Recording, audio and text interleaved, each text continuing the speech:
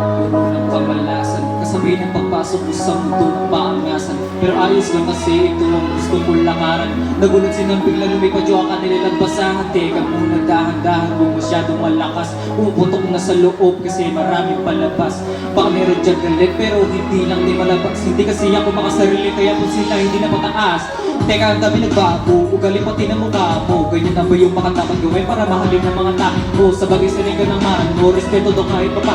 No, kung gusto mo ng respeto, tanong nyo sila kung magka. No, huwag magpapa-apekto, kala mo ay perfecto. Lalo pag nagsalita na yung mga yan, kala mo walang defekto. Samantalang ako ginawa ko na lahat ng ito na buring diretso. Habang ikaw ay nakakisiraan ka para lang maka-asenso. Para ka lang chismosong, ginawa na lahat ng kwento.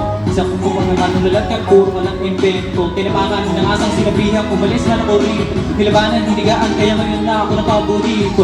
Titirahin nyo kung si 80 lang nagdala. Huwag kayong mag-alala, meron pa kami